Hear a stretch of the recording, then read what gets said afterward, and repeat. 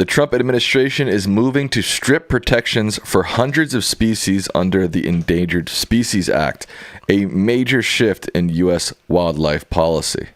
This has kind of fallen under the radar with all of the attention being put to Epstein, Trump's calling for the death penalty.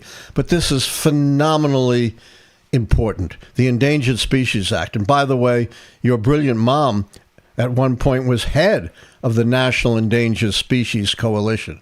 So we know how important the Endangered Species Act is to preserve God's gift to us.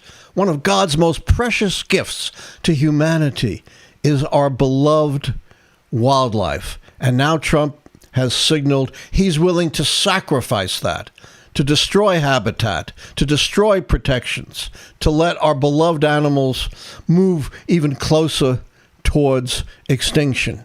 To what end? So his rich friends can get even richer.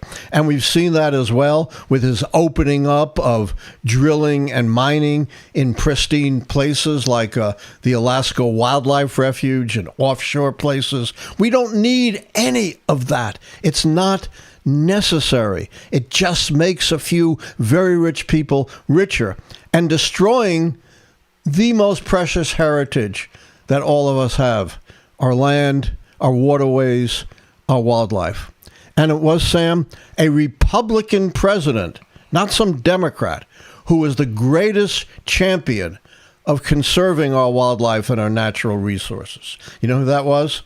Teddy Roosevelt. Teddy Roosevelt, who really began, the development of national parks and national forests and the preservation of our land, our waterways, and our wildlife. And now, Donald Trump wants to absolutely trample upon and violate, one of the most precious legacies of one of our greatest Republican presidents. To no end.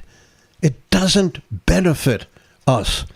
It benefits a few at the enormous expense of the rest of us. We will regret it forever, if this goes into effect, and it really serves to diminish the survival of our beloved wildlife. I want to give a quick shout out to someone who just gifted 5 memberships. Nice. Ratanch Hans, thank you for your 5 gifted memberships. Our next topic, a lot to talk about tonight, Dad. Oh, man. Gish Gallop. Oh, man. The Centers for Disease Control and Prevention quietly changed its website to highlight RFK Jr.'s debunked vaccine autism link, raising concerns about science integrity. Surprise, surprise. Yeah, no surprise. He lied through his teeth at the confirmation hearings, downplaying his anti-vax activism that has been the hallmark of RFK Jr. for decades. Somehow he pulled the wool over the eyes of Dr. Cassidy, the critical vote in committee, a medical doctor who should have known better. And now we have anti-vax quack science validated by the Department of Health and Human Services that's supposed to be protecting our health. The agency's webpage on vaccines and autism now says the statement that vaccines don't cause autism, which is well established by the scientific evidence, now says that the statement that vaccines don't cause autism is not an evidence-based claim because studies have not ruled out the possibility that infant vaccines cause autism. Studies supporting a link have been ignored by health authorities. That's absolute nonsense. There is no study that establishes a link between vaccines and autism. What this does is cast a pall on vaccinations. There are a number of things that have expanded our lifespan from, the 30 to 40% range in the 19th century to the 70s today. Right, Sam?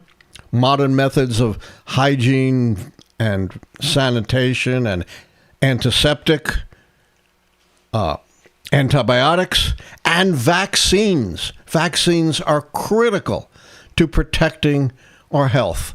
And by undermining, on the basis of quack science, undermining people's faith in vaccines, he is putting at risk the health of our children, the health of our senior citizens, the health of all Americans. We've already seen an unprecedented outbreak of measles, almost entirely among those who are not vaccinated against measles. We are getting to the point where we are going to lose our status of one of the nations that has conquered measles. We saw what happened in Samoa. Dozens of deaths linked to vaccine skepticism when RFK went there. That would translate to huge numbers of deaths in a population of our size. This is so dangerous, so critical. And here we are again, Mr. Cassidy, who believed Kennedy. He now says, too late, Dr. Cassidy, too late. I'm a doctor who has seen people die from vaccine-preventable diseases.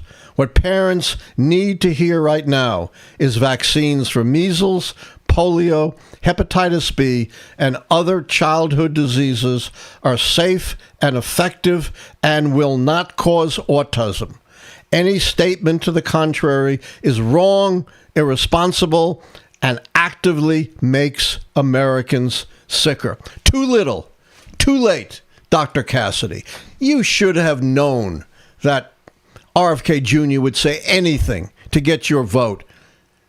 You should never have believed him, because confirmation hearings mean nothing. He'll just go ahead and do whatever he wants. You should have looked at his decades of history as an anti-vax crusader. And now, too late, too little. Here you are, Dr. Cassidy, after the die has been cast, trying to counter what our chief health official has wrought. Shame on you, Dr. Cassidy. Shame on you. You're complicit in this. Agreed. That a federal judge has ordered the Trump administration to end the National Guard deployment in Washington, D.C., ruling its continued use is unconstitutional. Yes, this is very important also. Everything is. And we've been talking about this for a very long time. You are not supposed to, under the Posse Comitatus law of 1878, use the military, the National Guard, for police duties in the United States, absent a real emergency that local officials can't deal with or won't deal with, like we saw during the Civil Rights era, or can't deal with like we saw in the horrific Los Angeles riots of 1992. Nothing like that going on in D.C., where, in fact, despite the lies coming out of the administration, crime has been declining, not increasing.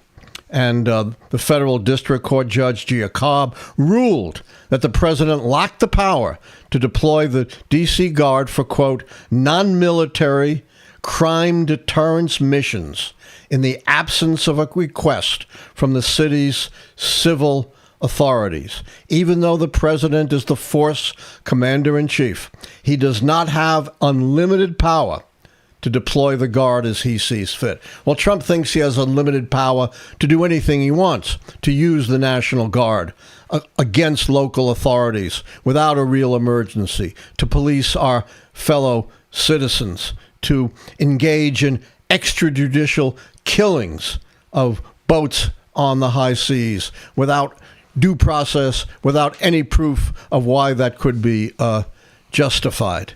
So it's good to see the court stepping in here. Who knows what's going to happen with these decisions when it goes to the Supreme Court, and we know Trump will resist them in any way he can. Thanks for watching our video, and don't forget to like, subscribe, and become a member today.